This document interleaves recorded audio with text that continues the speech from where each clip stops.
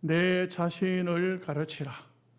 교사헌신 예배이면서 또 이 말씀을 통해서 우리가 교훈을 받고자 합니다. 그 바리새인들, 서기관들이 통칭해서 바리새인들이 예수님께 가장 책망을 많이 받았습니다. 가장 책망을 많이 받았기 때문에 우리가 선입관념이 바리새인들 하면은 나쁜 놈들, 이렇게 이제 외식하는 놈들, 이렇게 이제 생각할 수 있는데 그래야 하면 안 돼요. 바리새인들이 유대인들의 그야말로 정통적인 뿌리요. 그들이 진리의 어떻게 보면은 뿌리가 돼요. 그 유대계를, 히브리계를 이끌고 있는 계통이 바리새인들이에요. 그 사두개파도 있고 에셈파도 있지만 에셈파는 주로 산속으로 들어가요. 그 주로 보면 수도원 같은 데 가서 기도를 많이 하고 그 자기 경건에 힘을 쓰는 그런 사람들이고, 사두개파는 주로 제사장들이에요. 제사장들이면서도 제사장들이 타성에 젖었는지 몰라도 그 사람들은요 부활이 없다고 그래.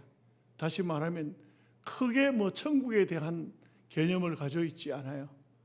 그래서 이게 하늘나라 영원한 세계에 있을까 잘 안 믿어요. 그러니까 엘리의 제사장들이 보면은 감히 하나님 앞에 드리는 제물에 갈고리를 집어넣어서 끄잡아내서 하나님께 드릴 제물을 먹잖아요. 그리고 제사를 들어온 사람에게 제물을 강제로 뺏어가지고 가는 거예요. 가서 먹는 거예요. 이럴 정도로 신앙 자체가 거의 미신화된 미신적인 그런 하나의 타성에 젖어서 제사장 직분을 감당하지만 실제적으로 본인들이 하나님을 잘 믿는가? 그러나 바리새인들은 그렇지 않아요. 바리새인들은요, 이 사람들이 참 하나님에 대해서 율법적으로 철저한 사람들이야. 너무 철저하다가 보니까 외식하게 되고 주님께 책망을 많이 받은 것이지만, 그러나 유대계를 이끌고 있는 전통 사상은 바리새인들로부터 나와요. 그래서 우리가 잘못 생각하면 성경을 읽다가 바리새인들을 예수님 앞에 책망을 많이 받고 이놈들 못을 눕는가 보다 이렇게 생각하지만, 보십시오. 예수님 막상 십자가에 못 박혀 죽으셨을 때 제자들은 어땠습니까? 다 도망갔죠. 이 근본 없는 사람들이에요. 이게 신앙을 가졌다고 하지만, 예수님을 따른 제자라고 3년 동안 예수님 교훈을 받았다고 하지만 다 예수님 모른다고 부인하고 예수님 말이죠, 뒤따라가다가 그냥 잡힐까 싶어가지고 입을 뒤집어 쓰고 가다가 입을 당기니까 벗은 몸으로 도망가고 제자들 하나도 안 남았어요. 정작 십자가 위에 달리신 예수님을 누가 장사 지냈습니까? 바리새인 두 사람이에요. 누굽니까? 니고데모하고 아리마대 사람 요셉, 이 사람들은 바리새인들이에요. 이스라엘의 선생이에요. 이 사람들입니다. 그래서 유대 사회를 지탱시키고 나라가 망하기도 하고 막 많은 우여곡절을 얼마나 많이 겪은 가장 세계적으로 고통을 많이 당한 민족이 어쩌면은 유대인들이에요. 세계 역사에 가장 고통을 많이 당하고 가장 아픔을 많이 겪고 가장 하나님께 매를 많이 맞은 민족이 유대인들이에요. 이런 유대인들이 세계에서 이 역사를 흐름을 지금쯤에서 한번 생각해 보자고요. 세계에서 가장 유명한 상이 노벨상입니다. 이 노벨상을 가장 많이 받은 민족이 어느 민족일까요? 게르만족? 아닙니다. 그 독일인들이 히브리인들을 그렇게 싫어한 이유가 거기에 있어요. 그러니까 세계에서 어떤 민족해도 노벨상을 가장 많이 받은 민족이 히브리 민족이라고. 유태기. 이게 무슨 말인지 아세요? 가장 지혜롭고 가장 똑똑한 민족이 바로 유대인들이라 이 말이에요. 유대인들은 최소한 공부를 했다 하면 최소한 5개 국어 이상을 해요. 유대인들은요, 세계 어디에다 갖다 집어 던져놔도 살아요. 섬에다 집어 던져도 살고, 산속에 갖다 집어 던져도 살고, 어디에 갖다 놓든지 간에 살아요. 참 희한할 정도로 그 사람들의 민족성은, 그 계통 자체가 선생들이에요. 참 선생들은 더듬하면 선생 못합니다. 그죠? 똑똑하잖아요. 얼마나 똑똑하고 지혜롭지 않습니까? 이런 사람들이 유대인들이에요. 그러다 보니까요, 가장 노벨상을 많이 타고 가장 훌륭한 사람들도 유대인이지만 세계적으로 가장 못된 놈들도 유대인들이라. 지독하게도 못된 사람들, 그 학자들 중에도 유명한, 세계적인 유명한 학자들, 버튼 내 머리에 떠오르게 프로이드 같은 이런 사람도 유대인들이야. 그 아인슈타인 같은 사람도 유대인이지만 프로이드 같은 사람도 유대인이야, 이 말이에요. 그 이런 면에서 볼 때에 얼마나 참 유대 민족이 중요한가. 제가 역사적 사실은 아니지만 약간 야사로, 그 단 지파가 결국은 우리 대한민국 뿌리를 찾으면은 단군이 단 지파예요. 우리 보통 이제 일반적으로 이제 야사로 이제 단군의 후손들, 세계적으로 제가 볼 때 두 번째로 유명한 민족이 대한민국 같아요. 내 생각인데 여러분이 아멘 안 해도 괜찮아요. 내 생각인 것 같은데 정말 희한해. 지금도 가만히 한번 보십시오. 나라가 거의 거들나고 거의 망할 때쯤 됐잖아, 그죠? 그런데 다 뒤집어지잖아. 또 선관위가 부정함으로 희한하게 그놈들이 뭔 그 엉뚱한 짓을 하냐 말이에요. 그 희한해가지고 그래가지고 또 나라가 또 바로 잡힌다니까. 이런 면을 보면은 정말 신기해요. 조선시대부터 우리나라는 뭐라고 했냐면은 조선시대부터 말세라 그랬어. 망한다 그랬어. 근데 안 망했잖아. 그 여러 가지 생각해 볼 필요가 있어요. 뭔가 하나님께서 이 히브리 민족, 우리도 히브리 계통인 것 같아. 나가 볼 때는. 그러니까 안 망하지. 이거는 아멘 안 해도 괜찮아요. 근데 분명한 것은 하나님께서 오늘 이 땅 위에 하나님의 사람들에게 가장 많은 책망도 주지만 갈 길을 바르게 알려주는 명석한 두뇌를 가지고 있는 사람들이 하나님의 백성들이다 이거죠. 하나님의 사람들이다 이거죠. 여러분 한번 우리 교사 선생님도 한번 물어봅시다. 가장 가르치기 어려운 사람이 누굴까요? 가장 가르치기 어려운 사람. 대답해봐. 틀려도 뭐라 같지 않아요. 나가라 소리 안 합니다. 그거 어떻게 알았어요? 그렇습니다. 오늘 설교 제목이 그렇잖아요. 내 자신을 가르치라. 정말 유대인들이 중요한 게 뭐냐면은 남들을 가르칠 때는 기가 막히게 가르쳐요. 유대인들 교육법이 정말 대단해요. 정말 대단합니다. 그런데도 불구하고 유대인들은 예수님께 책망을 가장 많이 받았잖아요. 예수님은요, SM파를 책망하거나 또 사두개파를 책망하지 않았어요. 여러분, 이거는 우리가 예수님께 가장 책망 많이 받은 바리새파라고 해가지고 바리새파 이놈들, 이거 나쁜 놈들이네, 그렇게 생각하면 안 돼요. 가장 쓸만한, 가장 믿을만한, 가장 훌륭하기 때문에 가장 책망을 많이 받는 거예요. 그래서 우리가 우리 자신을 가르친다는 것이 얼마나 중요한가. 사람들 중에 보면 자기를 가르치지 못하는 사람 참 많더라고요. 정말 많습니다.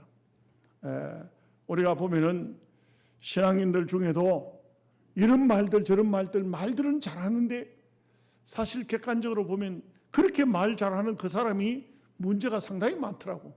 그런 경우가 참 많아요.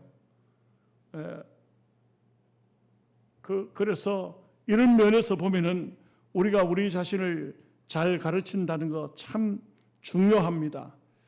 예수님께서도 바리새인들을 책망했지만 또 바리새인인 이 바울도 바리새인들을 향해서 유대인들을 향해서 책망을 많이 했습니다. 그들이 율법을 잘 압니다. 어리석은 사람들을 인도하고 믿음이 약한 사람을 가르치고 또 뭐 이렇게 도둑질하지 말라고 이렇게 말하면서 간음하지 말라고 말하면서 그들이 도둑질하고 간음하고 율법을 지키지 않고 이런 면을 쉽게 말하면 교만과 위선을 굉장히 책망을 많이 한 것을 볼 수가 있습니다. 이런 면에서 보면은 오늘 우리가 우리 자신을 가르친다는 것은 매우 중요하고 또 자기가 자기를 안다는 것 이거 매우 중요합니다. 자, 몇 가지를 한번 생각해 보죠. 첫째는 자기 자신을 향한 특권 의식을 내려놔야 돼요. 예수님께 책망받은 이유가 뭐냐? 자기가 대단한 존재라는 거예요. 내가 이런 사람이라는 거예요. 그래서 보면은 이런 사람일수록 대체적으로 보면 남을 무시하고 내가 어떤 사람인데 이렇게 말을 하잖아요. 내가 어떤 사람인데. 저는 어떤 분이 우리 총회 일 좀 하는 분이 명함을 하나 주는데 깜짝 놀랐어요. 명함이 한 장으로 이렇게 된 게 아니고 접어야 되더라고. 왜 그러냐? 이력이 하도 많아. 이력이 하도 많아서 제일 앞장에는 마치 그 출마해서 운동하는 사람처럼 사진이 들어있고 뒷장부터 이력이 쫙 나오는데 얼마나 이력이 많은지 몰라. 온갖 것은 다 했어. 그런데 이분이 어느 장소에 나타났는데 같은 동료급이 되는 분이 뭐라고 하냐면 아이고 저 걸레가 들어온다. 저 걸레가 들어온다 이래요. 여러분이 무슨 말인지 잘 모르시죠? 자기는 굉장한 존재로 말하고 있는데 다른 타인은 동료급에 있는 분은 그 사람을 걸레라고 말해요. 걸레 뭐 더러운 걸 닦아줘서 걸레를 하나? 그런 의미가 아닌 것 같아. 그래서 그 부분이 한번 저한테도 혼이 한번 난 적이 있어요. 제가 이제 영남 교식자에 일을 할 때 설교 일을 했었는데 그런데 문제가 생겼어요. 이 물질적인 문제가 생겨가지고 이 여름 수련회를 하고 나니까 돈을 엄청나게 많이 미쳤어. 왜 미칠까요? 수입보다도 아주 방만하게 사용을 해서 그래요. 제가 볼 때는 거기는 많은 어떤 감사를 할 수 없는 비리가 그 속에 들어가 있어요. 그래서 몇 천만 원 뻥구가 났어요. 그랬을 때 제가 그분들 앞에 그랬어요. 거기 전체적으로 임원, 임사들이 모인 사람들이 20명도 넘어. 근데 한 2천만 원 모질했어요. 근데 한 사람당 100만 원씩 내자고 그랬어. 맞잖아요. 내가 틀렸습니까? 합리적이지. 2천만 원 빚졌는데 이거 누가 감당해요? 한 사람당 100만 원씩 내면 다 갚겠네. 이랬어. 근데 그분이 제게 전화가 왔어. 막 호통을 치고 옳은 말을 하지 않아요. 내 누군지 알지? 이렇게 막 고압적으로 말을 해요. 아주 막 나중에는 얼마나 그냥 흉악한 말들을 하길래 그래서 내가 다 녹음했습니다. 녹음합니다. 하는데도 계속적으로 말해요. 고소하겠습니다. 그래서 그분 아주 혼을 내서 버릇을 고치도록 그렇게 했어요. 근데 여러분 우리가 대체적으로 보면 사람들은요 자기를 대단한 존재로 여겨요. 내가 어떤 사람인데 이런 존재를 유대인들 특별히 바리새인들이 예수님 앞에 책망을 받은 이유가 뭐냐? 자기 우월의식 때문에 책망을 받은 거예요.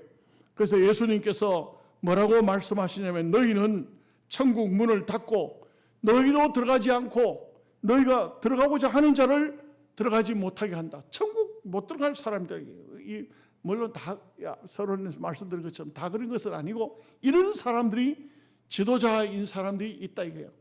자기도 천국 못 들어가고 남도 천국 못 들어가게 하는 이런 사람이에요. 그 다음에 그들은요, 기도를 해도 큰 거리에 나가서 기도한다 이게. 큰 사람들이 많이 모인 장소에 가서 거기 가서 기도한다. 예수님께서는 골방에 들어가서 기도하라 이렇게. 골방으로 들어가라. 산을 넘고 또 물을 건너서 개종자를 한 사람 만들면 너희보다 더 지옥 자식을 만든다. 이거는 엄청난 참 모욕이고 충격적인 말이 아닐 수가 없어요. 사람을 데려다 와서 구해가지고 와서 그 사람에게 천국에 들어가도록 가르치는 것이 아니고 그들을 똑같은 자기와 똑같은 그런 못된 사람으로 만들어서 지옥 자식 만든다 이거죠. 또 약대를 삼키고 하루살이를 걸러낸다. 큰 것은요 그냥 삼켜버리고 작은 것은 걸러내는 이런 행동들을 한다는 것입니다. 그래서 그들을 향해서 보면 가부의 가산을 삼킨다 그랬어요. 약대는 걸러내고 하루살이는 삼키는 그게 정상일 것 같은데 이게 아니고 이 약대를 삼키고 하루살이를 걸러내 이게 전혀 정말 해서는 안 될 행동들을 이 유대인들이 바리새인들이 했다는 것을 말하고 있어요. 그래서 그들은 마치 무덤과 같이 겉모양은 아주 화려하게 꾸며놓지만 그 속에는 시신이 썩은 시신이 들어있다. 이렇게 해서 책망을 받은 것을 볼 수가 있습니다. 아주 예수님의 비유 가운데서도 보면은 바리새인과 서기관 두 사람이 바리새인들이 외식하는 것을 기도로서 얘기를 했는데 이 바리새인이 하나님의 성전에 들어가서 기도하죠. 하나님, 그리고 이렇게 쭉 둘러보니까 이 세리 한 사람이 와서 기도하고 있는데 나는 저 세리와 같이 아니함을 감사합니다. 저 세리는 토색하는 것처럼 나는 토색하지 않았고 저 세리가 간음하는 것처럼 나는 간음하지 않고 나는 일회에 2번씩 금식하고 소득의 11조를 하나님께 바칩니다 하면서 그렇게 자기의 우월의식을 드러냈어요. 자기가 굉장한 존재로 드러낸 거예요. 이럴 때 예수님께서는 이 바리새인보다 세리가 더 의롭다함을 하나님께 얻고 돌아갔다 이렇게 말씀을 하고 있는 것을 볼 수가 있습니다. 그래서 우리가 이 땅 위에 사는 동안 정말 우리가 지도자라면 어떻게 해야 되냐? 섬기는 지도자, 예수님처럼 섬기는 지도자가 돼야 하는 것입니다. 예수님의 정신을 우리가 본받아서 정말 섬긴다는 것이 얼마나 소중하고 귀한 일인 것입니까? 특별히 교사 선생님들은 그 철없는 어린아이들, 요즘 아이들은 뭐 옛날 아이들하고는 달라가지고 참 가르친다는 게 보통 일이 아닙니다. 얼마나 힘들겠습니까? 저는요, 처음 이제 예수를 믿고 세례를 받고 난 다음에 교회 학교, 주일 학교 아침 일찍부터 교회에 왔는데 오니까 이제 주일 학교가 열린 거예요. 주일 학교가 있는데 제가 이렇게 예배에 참석해 보니까 다 이제 그 안동에 있을 때인데 애들이 참 많아서 그때 해도 애들이 참 많았는데 어떤 반은 선생님이 없어. 왜 그러냐 하면은 그 반에는 아주 말썽을 부리는 꼴통 아이가 하나 있어. 그래서 선생님이 없어. 제가 가서 부장 선생님에게 부장 선생님 집사님인데 그 집사님한테 저도 교사 좀 시켜달라고 하니까 안 된다 그래요. 이제 세례 받은 사람은 안 된다 그래요. 그리고 교사 없는 반이 있지 않습니까? 그 반을 못 만든다 그래요. 왜 그러냐 하니까 저는 꼴통이 있어서 아예 그 애는 못 가르친다는 거예요. 그런데 그 당시 그 아이가 있는 반이 4학년 남자 반이었어요. 그 남녀 따로 교사가 따로 있는데 제가 4학년 남자 반을 맡았어요. 그 아이 반을 맡았어. 자, 기도하자. 기도하고 나면 애가 없어. 기도하는 새 의자 밑으로 기어가지고 막 저쪽에서 막 여자애들이 과음 지르고 이래 막 밑으로 기어가지고 다리를 당기고 이래가지고 막 난리가 나요. 그래서 참 이 녀석을 어떻게 해야 될 것인가 정말 골머리 아팠어요. 그래가지고는 주중에 그 아이를 데리고 만나서 뭐 여러 가지 뭐 호떡도 사주고 오뎅도 사주고 하면서 너 예배 시간에 여자아이들 막 다리 땡기고 이렇게 하면 안 된다 하고 가르치고 뭐 그렇게 여러 가지 팁을 주고 이렇게 했어. 그 다음에 이제 애들 데리고 키우고 이렇게 가르치고 이렇게 했는데 그러고 난 다음에 그 주일학 교사 이제 그 아이는 뭐 그래도 뭐 4학년 5학년 이제 올라가 이제 끝이 났죠. 끝이 나고 난 다음에 세월이 많이 흘렀어요. 세월이 많이 흘렀어요. 어느 날 우리 교회 전화로 전화가 왔어요. 전화를 딱 받으니까 목사님 저 아시겠어요? 그래요. 누굽니까? 이름을 딱 대면서 제 아무개입니다. 그래. 그래. 그 웬일이야? 너 어디 있냐? 경북대학교 다니고 하양교회 대학부 회장이 됐다는 거야. 그래가지고는 자기가 대학부 회장이 됐다고 하면서 그렇게 얘기를 하는 것을 듣고 야, 참 신기하다. 우리 선생님들 힘을 내시기 바랍니다. 그렇게 말썽 부리고 그렇게 골탕 먹이고 그렇게 힘들게 하던 아이가 나중에 중학교 들어가고 고등학교에 되고 대학생이 되더니 그 하양교회 큰 교회잖아요. 그 큰 교회에 대학부 회장이 되어 있더라고요. 이런 면에서 보면은 참 우리가 남을 가르친다는 것, 아이들을 가르친다는 것은 소망이 있고 또 아이들이 성장해서 훌륭한 믿음의 사람이 된다는 것은 하나님의 은혜고 축복이 아닐 수가 없습니다. 두 번째는 이 유대인들은 말과 행동이 다르다. 말과 행동이 다르다 하는 것을 이거 뭐 흔히 하는 말이 은행 불일치, 표리부동, 허장성세 이런 말들 합니다. 이 말과 행동이 다르다. 사람인 것은 자기가 어떤 말을 하면은 그 말한 것에 대한 책임을 져야 되잖아요. 근데 말을 하고 자기는 전혀 움직이지 않는 그런 사람들이 있다 이 말이죠. 그래서 우리가 실제로 보면은 이런 경우가 있습니다. 김필곤 목사님이 쓴 글을 읽어보니까 가수 조영남 씨 이야기를 해요. 여러분 조영남 씨 다 아십니까? 네. 조영남 씨는 아직까지 활동을 많이 하고 있어서 알고 계시겠죠. 조영남 씨는 미국에서 신학교를 다녔어요. 신학대학을 다니다가 중간에 그만둬버렸어요. 또 가정도 깨졌어요. 이혼을 했어요.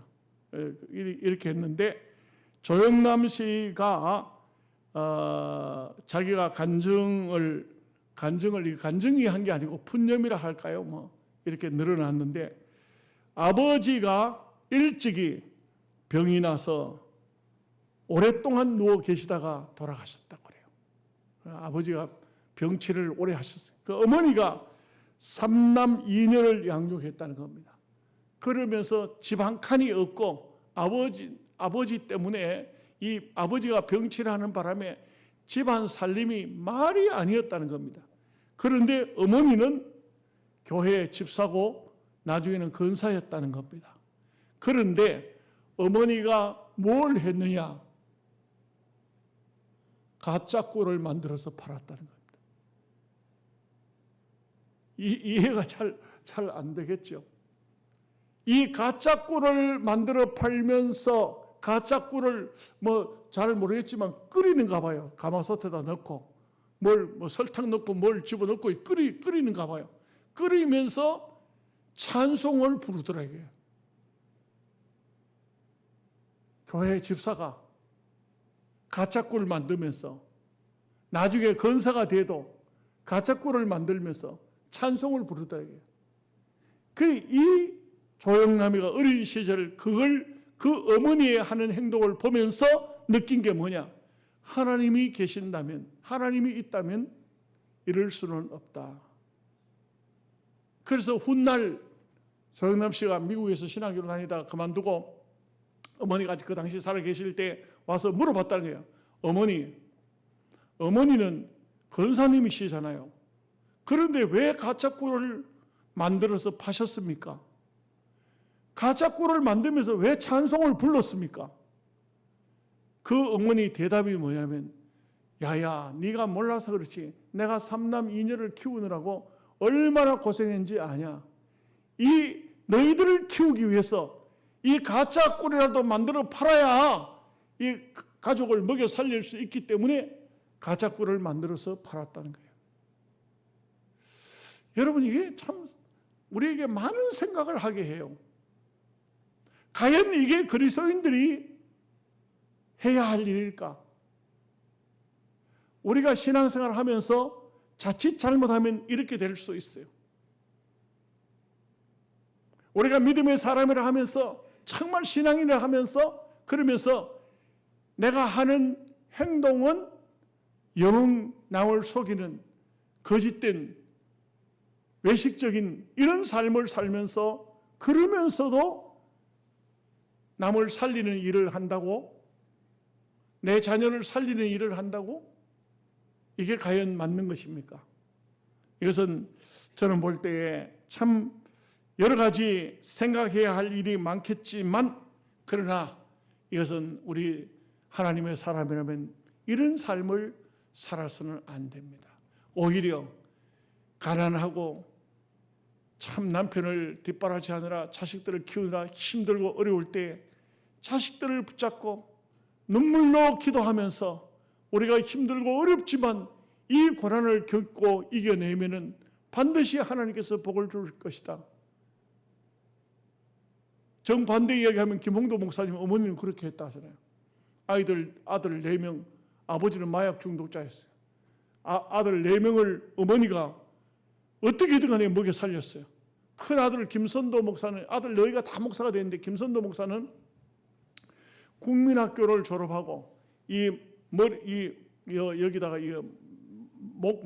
목판을 걸고 거기에 뭐 여러 가지 막 그 서양 물건들 그걸 가지고 장터에 팔러 다녔다. 그래 가지고는, 그래가 그 팔아 가지고 또 일부분 살림의 보탬을 주고, 그렇게 해서도 그 아들들이 다 결국 김선도, 김홍도, 김건도, 김목도 4사람 다 목사가 됐고요.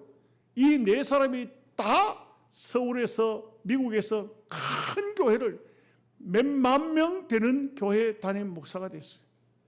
그런데 그 어머니가 어느 날 고기를 볶더라는 거예요. 불고기를 볶더라는 거예요. 아이들이 막 오늘 웬일로 막 밥도 못 먹는 집에서 고기를 굽느냐, 고기를 볶느냐, 우리 어머니가 고기 좀 주겠구나. 근데 애들이 막 고기 볶는 엄마 옆에 달려드니까, 너희들은 입 다물어라. 너희들은 이거 먹을 생각도 하지 마라. 물러나라. 그 어머니가 6.25 사변 때 공산당 피해서 숨어있는 목사님을 위해서 이 고기를, 목사님은 지금 현재 숨어있는데 얼마나 힘들겠냐. 제대로 햇빛도 보지 못하고 목사님을 위해서 하는 거니까 너희들은 먹을 생각도 하지 마라. 꿈도 꾸지 마라. 그래서 그 아이들이 머릿속에 어떤 생각을 하냐면, 야, 목사가 대단하구나. 목사가 되면은, 그러면 이렇게 먹을 것 없는 집안에서도 고기 볶아다 갖다 주는구나. 우리도 앞으로 목사가 돼야 되겠다. 그래가지고 내 놈이 다 목사가 됐다는 거예요. 정반대잖아요. 물론 유명한 가수는 됐습니다만, 그러나 그 아들은 결국은, 그 다른 형제들은 잘 모르겠어요. 신앙생활 하는지. 조영남 씨는 예수를 안 믿잖아. 믿나요? 그럼 믿는다면 그렇게 믿으면 안 되고. 예? 우리가 신앙생활에 있어서 정말 중요한 것은, 우리가 선생이라고 한다면 말과 행동이 같아야 된다겠죠. 저 역시 목사를 하면서, 목사도 선생이잖아요. 이 목사를 하면서 제일 중요하게 생각하는 것은, 내 삶이 교인들에게 모범이 되지 않으면, 아름다운 모습을 보이지 않으면 교인들이 과연 내 설교를 듣고 아멘 하겠나, 이 말. 과연 나를 따라오겠나, 이게. 말씀대로 살지 않으면, 주님의 뜻을 벗어나서 살면 교인들이 나를 쳐다보면서 하나님 말씀이라고 아멘 그렇습니다 하고 순종하겠나, 이 말이에요. 그래서 항상 기도하는 게 그겁니다. 하나님, 진실되게 정직하게 살게 해주세요. 교인들보다는 좀 더 나은 삶을 살게 해주세요. 좀 더 좋은 삶을 살게 해달라고 늘 기도하는 이유가, 가장 먼저 기도하면 하나님, 오늘 하루도 하나님 보시기에 아름다운 정직한 삶을 살게 해달라고 기도합니다. 내 힘으로는, 내 스스로는 안 돼요. 내 힘으로는, 내 능력으로는 안 됩니다. 주님이 도와주셔야, 주님이 함께해 주셔야 되는 겁니다.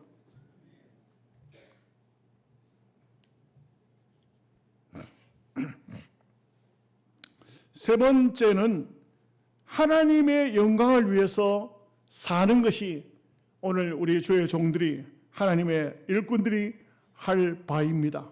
하나님의 이름이 모독을 받아서는 안 되는 것입니다. 신앙은 지식에 머무르는 것이 아닙니다. 입으로 주여 주여 한다고 그 사람이 천국에 들어가는 것이 아니옳습니다. 오늘 우리가 정말 믿음의 사람이라면 하나님과 나와의 그 삶이 하나님께 온전한 영광이 되는 삶이 되어야 됩니다. 우리의 신앙생활을 하면서 정말 중요한 것은 내 삶이, 내 말이, 나의 모든 행동이 하나님께 영광이 되느냐, 하나님 기뻐하실까, 이것을 산다는 것은 얼마나 중요한 삶인지 모릅니다.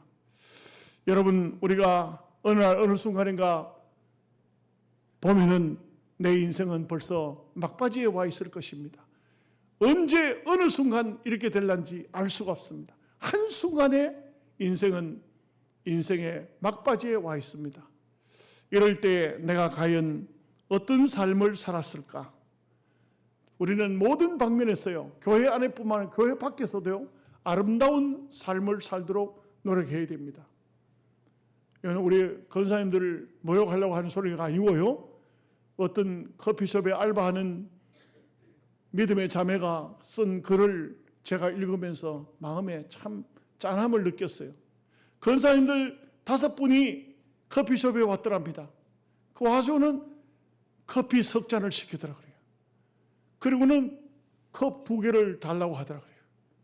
그래서 이 자매는 혼자 예수를, 그 커피숍에 혼자 예수를 믿는 사람이고, 내가 여기 있는 직원들에게 책임감을 가지고 선교적인 차원에서 어떻게든 간에 이 사람들을 전도해야 되겠다고 이렇게 마음을 먹고 있는데, 그런데 가장 힘들 때가 언제냐면 교인들이 올 때라고 합니다. 와가지고 또 막 얼마나 집사님, 권사님 얘기를 많이 하는지, 그래가지고 와가지고는 앉았다가 막 80~90%가 남을 비방하는 얘기들 한다. 참 그게 굉장히 힘들고요. 그 다음에 커피를 이렇게 3잔을 시켜가지고 5명이 나눠서 먹는 거예요. 5명이 나눠서 먹는데, 뭐 그거는 뭐 할 수 없지 뭐. 그 자기들 그 식량 따라서 그래 하는 거니까 어쩔 수 없습니다. 한참 앉았다가는 빈 컵 2개를 가지고 리필을 해달라고 하더라고요. 리필을. 이러니까 이건 정말, 여러분 어디 가서 커피 리필하지 마십시오. 한 잔 더 시켜 먹어. 돈 얼마 된다고 그거. 5명 가거든 5잔 시켜. 아니 직원이 한 사람이 6잔 시켜야 그 직원도 한 잔 좀 주라고. 왜 그래요? 그러니 이 젊은 자매가 그 커피숍에서 전도를 하면 직원들에게 전도하려고 마음을 먹고 있는데, 이런 모습을 보면서 참 마음에 굉장히 그 아픔을 느꼈다는 거예요. 그러면서 제발 우리 그리스도인들이 교회 안에서는 정말 천사같이 하나님 앞에 예배를 드리면서 교회 밖에 나왔을 때도 좀 그러한 삶을 살았으면 좋겠다는 그런 얘기를 해요. 제가 마음이 많이 찔리더라고요. 그래서 앞으로 이거 정말 조심해야 되겠구나.